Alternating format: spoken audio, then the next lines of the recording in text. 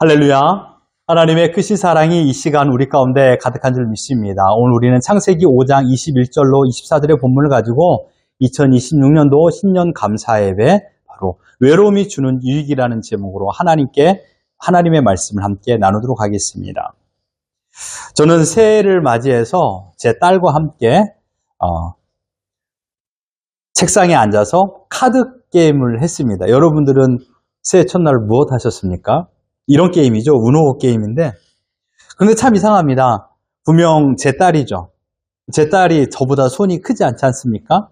그런데 그걸 다 숨겨서 이 카드를 놓았어요. 카드의 그 속 내용을 제가 알면 쉽게 이길 텐데 도통 보이지가 않는 겁니다. 도대체 무슨 카드를 쥐고 있을까? 내가 어떤 카드를 내야 내가 이길 수 있을까? 아빠지만 딸을 이기려는 마음을 가지고서 그걸 알기만 하면 제가 쉽게 이길 수 있을 텐데 끝까지 알 수 없고 제 딸은 또 포커 페이스를 얼굴을 딱 가지고 있는 겁니다. 그래서 막 아빠를 잘 이기려고 했던 그런 시간이었죠. 끝내는 결국 누가 이겼을까요? 네. 그런데 문득 게임을 마치고 저는 이런 생각이 들었습니다. 우리가 맞이한 2026년도가 꼭 이런 카드 게임과 같은 시간이 아닐까라는 생각입니다. 오늘이 분명 1월 첫째 주 예배입니다.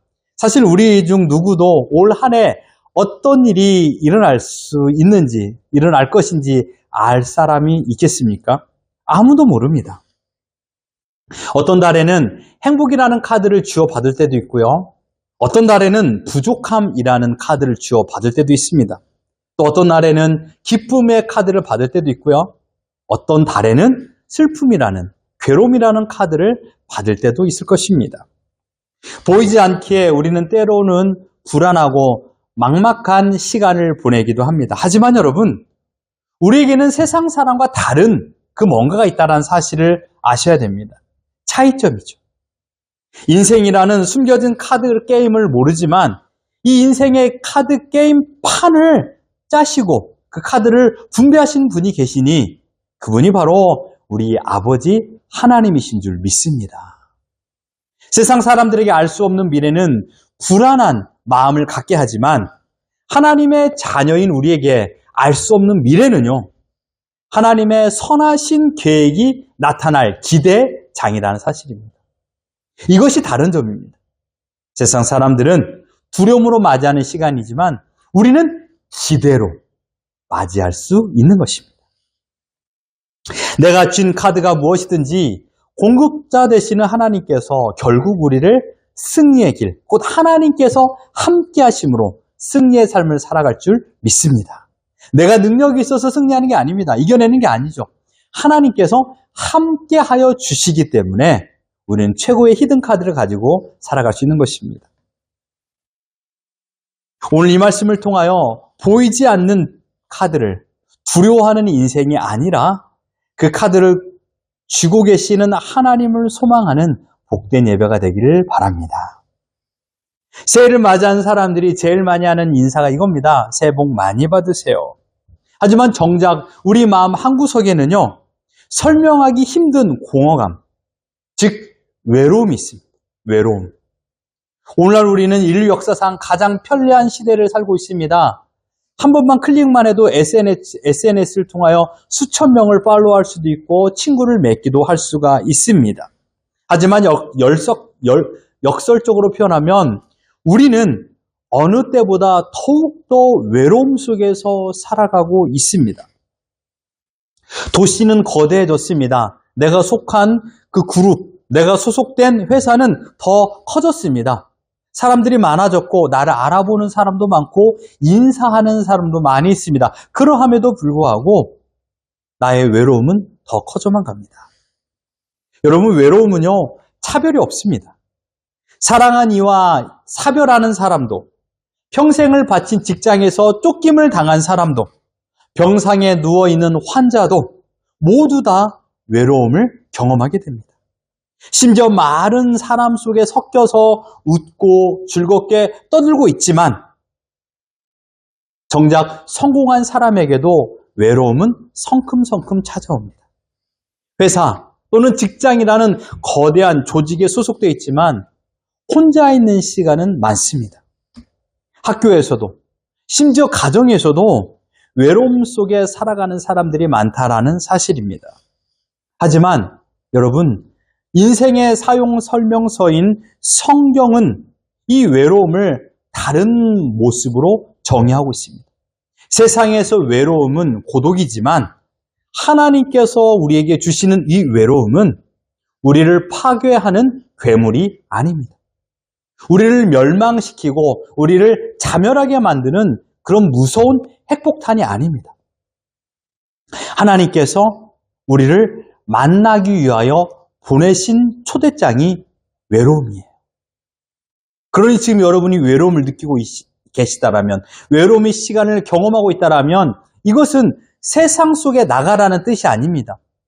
세상의 즐거움을 통하여서 나의 외로움을 회복하라는 것이 아니라 하나님을 만나도록 하나님께서 우리를 부르신 초대장이 곧 외로움이라는 사실입니다.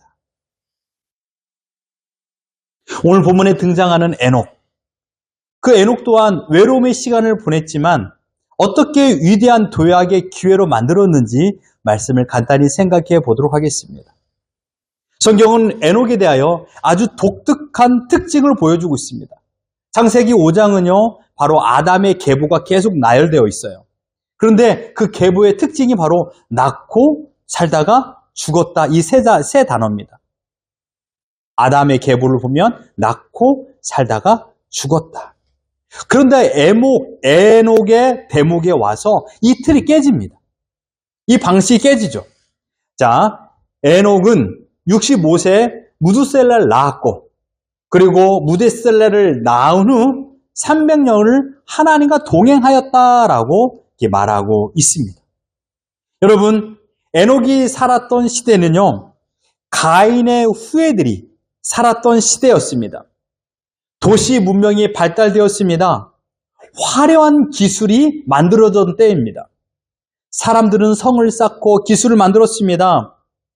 그런데 기술이 발달되면 발달될수록 하나님과 멀어졌습니다. 벌써 에녹 시대 때부터 하나님과 동행하기를 싫어했던 자들이 많았다라는 것입니다. 그런데 그 속에서 하나님을 경외하며 산다라는 것은 지독한 고립과 외로움을 대면하는 것입니다. 에녹도 하나님을 믿기 위하여 외로움을 선택했습니다. 세상의 즐거움을 바라보지 않았다라는 말입니다. 작년 연말에 일을 하면서 드는 생각이 있었습니다. 성경에 등장하는 성경의 인물들, 하나님께 쓰임받았던 도구들을 보면 그들의 공통된 특징이 있다는 것입니다. 그것은 다름 아닌 혼자 거하였다라는 것이에요. 외로움 속에 살았다라는 것입니다. 여러분 생각해 보십시오. 다니엘은 얼마나 외로웠을까요? 포로로 끌려가 총리가 되었지만 시기와 질투가 다니엘 곁에 가득했습니다. 으르렁거렸죠. 여러분, 호세아 선지자는 어떻습니까? 자신이 부인이 창녀입니다. 사람들의 시선이 얼마나 경멸과 멸시와 천대시로 바라봤겠습니까? 심지어 자신의 부인은 이성과 지성의 이끌림을 받은 것이 아니라 지독한 정욕에 이끌려 감정의 지배를 받아 살았습니다. 그래서 시간만 되면, 기회만 만들어지면 집을 뛰쳐나가 다른 남자와 살기를 반복하였으니 호세아 인생이 참으로 외롭고 가련할 지경입니다. 창세기 6장에 등장하는 노아를 보십시오. 하나님의 명령에 순종한 것뿐이 없습니다. 그런데 결국에는 미친 사람, 결국에는 정신병자라는 손가락질을 받았습니다. 그것도 무려 100년이라는 시간 동안 방주를 지었으니 얼마나 힘들고 외로운 시간을 보냈겠습니까? 뿐만 아니라 많은 하나님의 쓰임받았던 사람들은 다 외롭게 하나님만 바라보면서 주의 환경을 이겨냈다라는 것을 우리는 알게 됩니다. 하나님의 뜻에 순종하여 살아가기 위하여 첫 번째 뛰어넘을 허들은 다른 게 아니라 외로움이에요. 하나님은 외롭게 만들어요. 왜요? 하나님만 바라보게 하기 위해서요. 나의 의지의 수단을 다 끊어버려요. 내가 의지하고 내가 동경하는 그 대상을 다 끊어버린다는 거예요. 그리고 나의 의지의 대상, 나의 동경의 대상, 믿음의 대상을 하나님으로만 국한시킵니다. 외로움이라는 울타리 속에 견디기 힘들어서 뛰쳐나가는 신앙인들이 여러분 주위에 얼마나 많이 있습니까? 우리도 그런 유혹을 받을 때가 있어요. 왜요? 앞이 깜깜하니까요. 미래가 불투명하니까요. 나는 열심히 한다고 하는데 발전되는 것이 전혀 없으니까 혹시 나를 하나님께서 잊으셨나? 아무도 나를 인정해주지 않는 그 외로움이 나를 더욱더 힘들게 만드는 것이에요. 그래서 지금의 울타리를 벗어나려고 하는 마음을 가질 때가 있습니다. 그리고 이 울타리 밖에 있는 사람들을 보면 모두가 웃고 있고 모두가 즐거워 보이고 모두가 다 행복해 보이고 돈도 많은 것처럼 느껴져요. 심지어 나도 이 울타리를 벗어나면 저들처럼 부자가 되어서 행복하게 살아갈 수 있을 거라는 착각을 가지기도 합니다. 사단은 이 외로움을 이용합니다. 그리고 우리를 부정적인 생각을 가지게끔 합니다. 너만 지금 뒤처져 있어. 하나님은 너를 잊었어. 지금 너의 울타리를 벗어나야 돼. 왜 자그마한 곳에, 왜 인정받지도 못하는 그런 삶을 살고 있니? 뛰어나가! 라고. 그 화려한 세상 속으로 뛰어나가! 라고 사단이 유혹합니다. 에녹이 살았던 시대도 마찬가지입니다. 많은 사람들이 하나님을 믿고 순종하지 않았습니다. 하나님을 멀리하고 세상이 주는 즐거움과 동행하기를 원했던 시대였습니다. 하지만 에녹은 철저한 화려함이 자기 주위에 가득했음에도 불구하고 하나님을 선택했습니다. 그래서 철저한 외로움 속에 살았습니다. 그러나 그 에녹은 고립된 자리에서 하나님을 바라보았던 것입니다. 기억하십시오. 외로움은 하나님만 바라보게 하는 도구입니다. 지금 여러분이 외로움을 느끼고 있다면 하나님께서 나만 바라보게끔 만들어주신 도구로서 이 외로움을 사용하신 것입니다. 믿음의 선배들은 외로움 속에서 하나님만을 의지하고 하나님만을 바라봤습니다. 여러분, 인생은 단 한 번뿐이어서 인생은 일생이라고 표현합니다. 인생은 일생이다. 하나와 날생, 한 번 태어난 인생입니다. 인생을 가진 사람은요, 절대로 2생, 3생이 없어요. 내가 다시 어린 시절로 돌아가면 무엇을 했으면 좋을까? 이것은 불가능한 질문이기 때문에 하는 거예요. 내가 다시 태어나서 어린 시절로 돌아간다면 이게 가능한 일입니까? 가능하지 않으니까 질문하는 거예요. 내가 다시 태어나면 당신과 결혼할게. 불가능한 거니까 내가 이야기하는 거예요. 우리는요, 돌아갈 방법이 없어요. 2생과 3생이 없다라는 것이에요. 그렇기에 여러분에게 주어진 이 인생, 한 번뿐이 없는 이 인생 후회하면서 살면 어떻게 되겠습니까? 하나님께서는 우리 이 인생을 많이 연단하고 끝내는 하나님께서 쓰임받는 도구로 만드시길 원하십니다. 이 사실을 경험한 욥은 이렇게 고백합니다. 같이 한번 읽어봅니다. 시작! 그러나 내가 가는 길을 그가 아시나니 그가 나를 단련하신 후에는 내가 순금같이 되어 나오리라.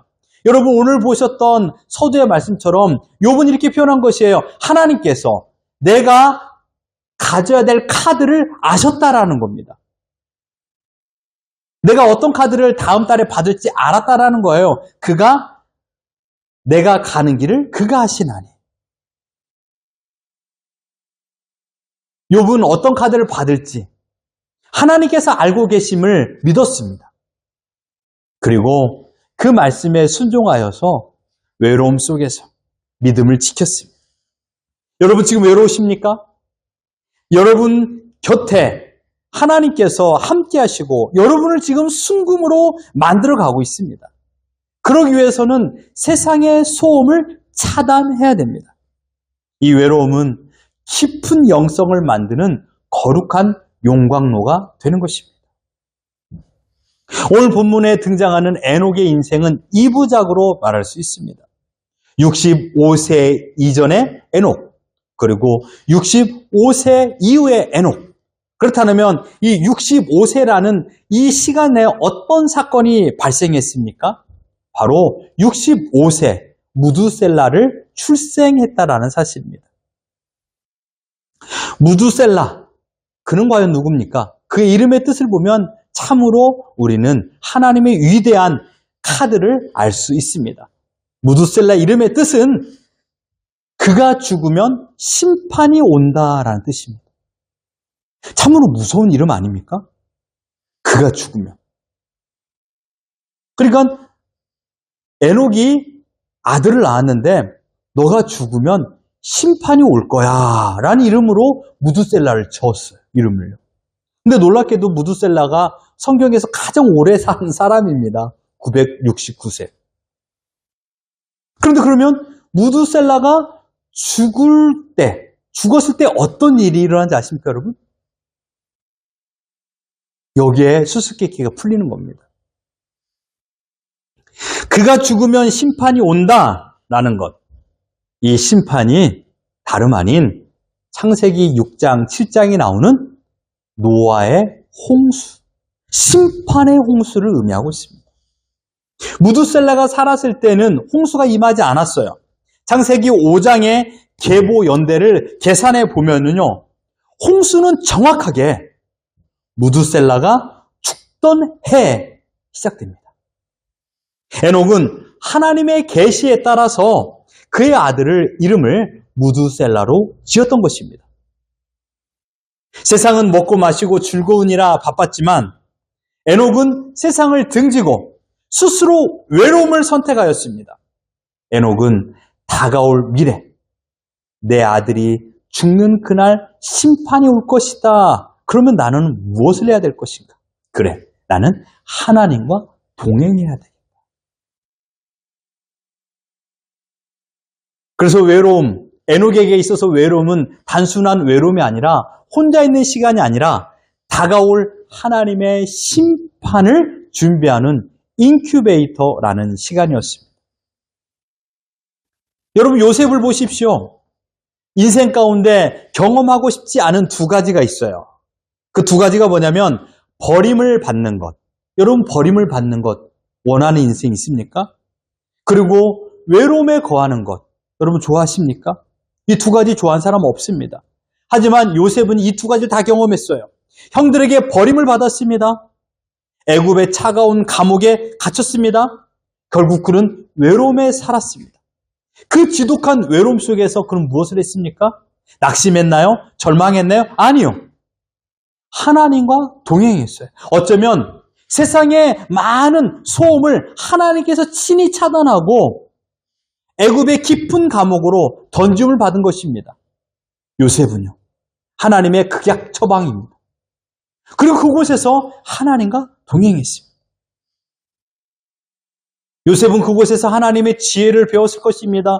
애굽을 다스릴 준비를 했을 것입니다. 요셉에게 감옥은 허송세월을 보내는 것이 아니라 위대한 총리로 다시 태어날 것을 준비하는 시간이었습니다.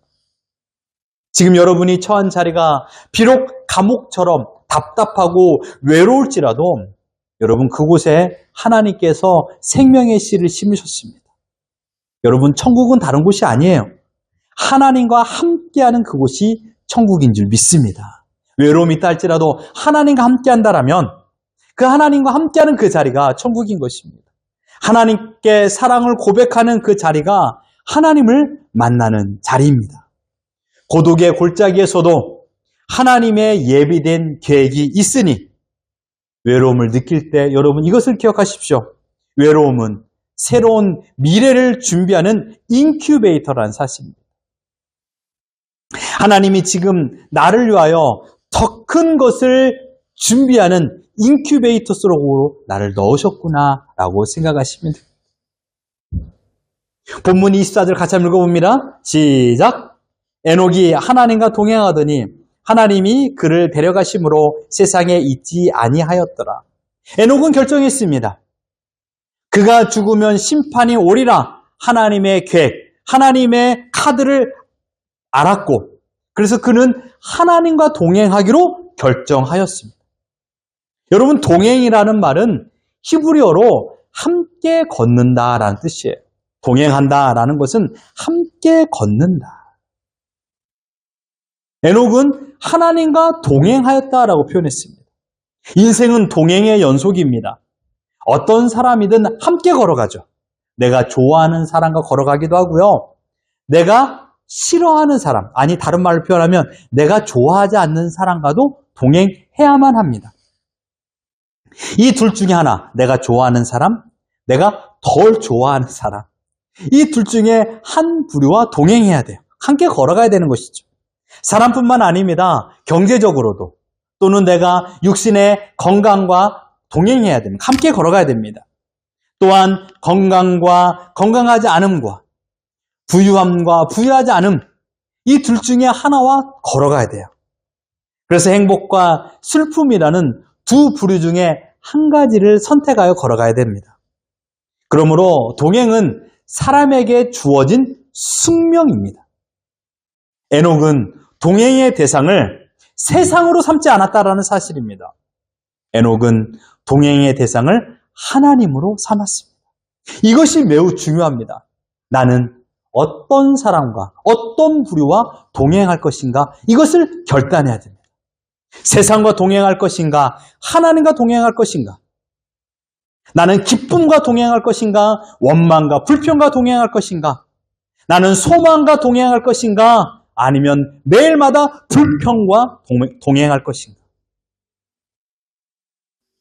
하나님과 동행하기로 결단한다라는 것은, 이것은 어떤 특별한 종교적 의식을 말하는 것이 아니에요. 목사님, 하나님과 동행하면 매일마다 앉아서 예배를 드려야 됩니까? 물론 그것도 필요하지요. 여러분, 하나님과 동행한다는 것은 물 떠놓고 그저 비는 것이 아닙니다. 매일의 일상에서 하나님을 묵상하는 거예요. 매일의 일상에서 하나님을 떠올리는 겁니다. 이것이 친밀한 삶인 것이에요. 하나님을 나의 삶에서 잊지 않는 겁니다. 에녹의 동행은 이벤트가 아니었습니다. 1년의 이벤트가 아닙니다. 10년의 동행도 아니에요. 에녹의 동행은 무엇이었습니까? 무려 300년이었습니다. 변함없는 시간, 변함없이 함께하는 것, 이것이 바로 동행입니다. 동행은 어쩔 수 없는 선택이 아니라 끝내 해야만 되는 최고의 선택입니다. 나에게 주어진 상황이 고달픈 외로움이 가득한다 할지라도 내가 사랑하는 그 대상을 선택해야 됩니다. 분노와 원망과 불평의 감정 대신 내가 기쁨과 소망을 선택해야 됩니다.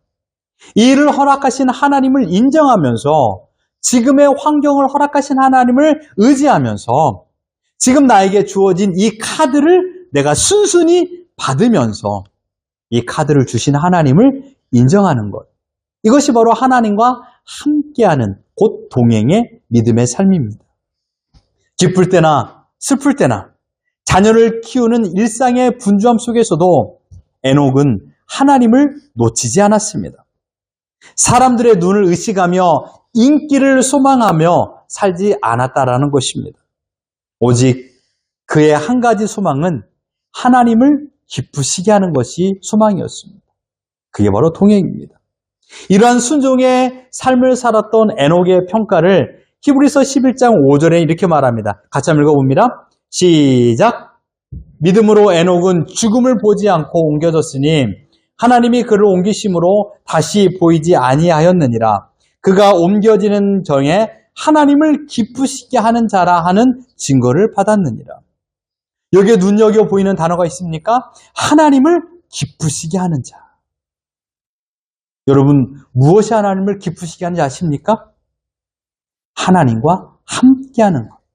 하나님과 동행하는 것이 하나님을 기쁘시게 하는 겁니다.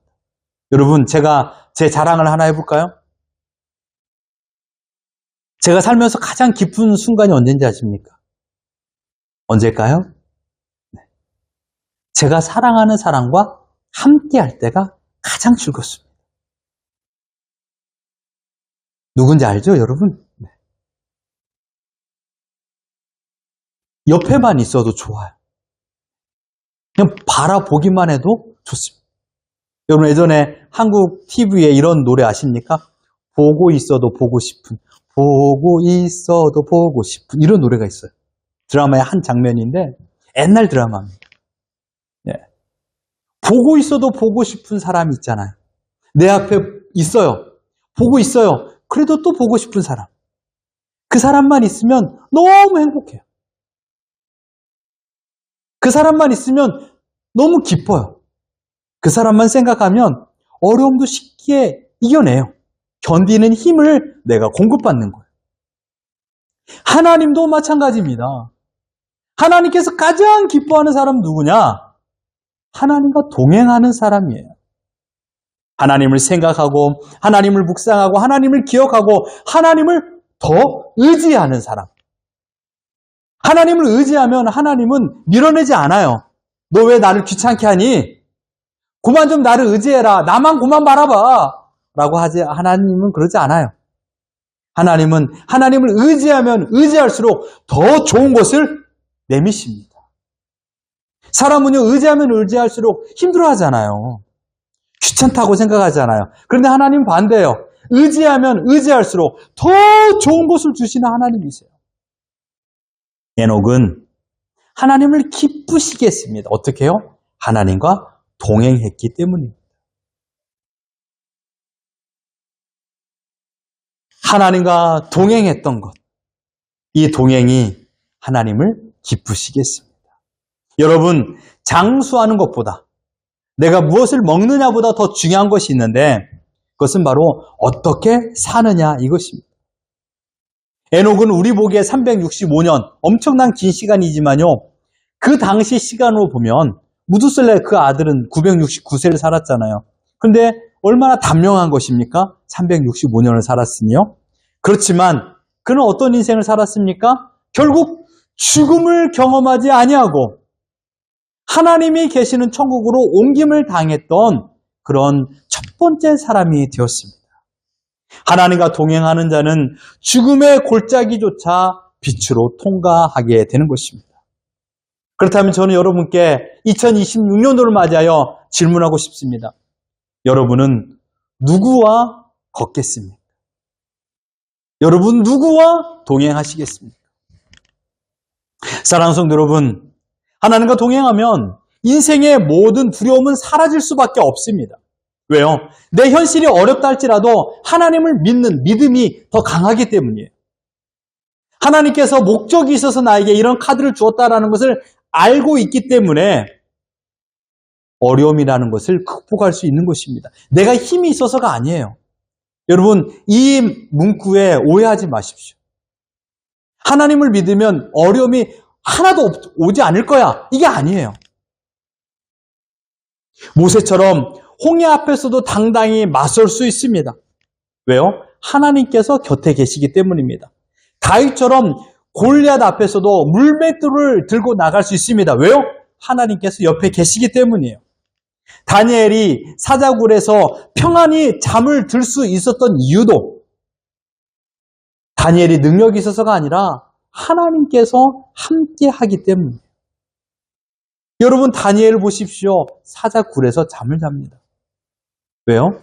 하나님께서 그와 함께 하신 것을 알았고 그의 경험으로 하나님께서 사자의 입을 봉한 것을 경험했기 때문입니다. 하나님과 동행하면 바울과 실라처럼 감옥에서도 찬양을 부를 수 있었습니다. 왜요? 그가 죽음을 경험한다 할지라도, 내 자신이 죽음을 경험한다 할지라도 그들이 가야 할 천국을 확신하고 있었기 때문입니다. 하나님과 동행하면요, 스트레스와 긴장이 사라진 그 자리에 한없는 평안이 찾아옵니다.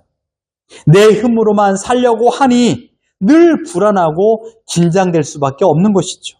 이제 그 짐을 내려놓고 2026년 하나님과 동행하십시오.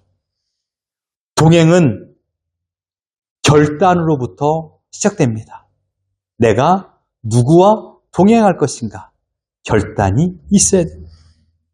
똑같이 예배를 드려도요, 어떤 사람은 세상 사람과 같은 근심 속에 살아가지만 어떤 사람은 말할 수 없는 은혜 속에서 살아갑니다. 그 차이는 단 한 가지입니다. 내가 누구와 동행할 것인가, 누구의 손을 잡을 것인가 결단하였기 때문입니다. 이제 말씀을 결론 짓겠습니다. 인생, 우리가 살아가야 될 인생은 단 한 번 일생입니다. 되돌릴 수 없는 2026년도를 우리는 살아가야 됩니다. 이 소중한 일생을 여러분 원망과 불평으로 마감하시겠습니까?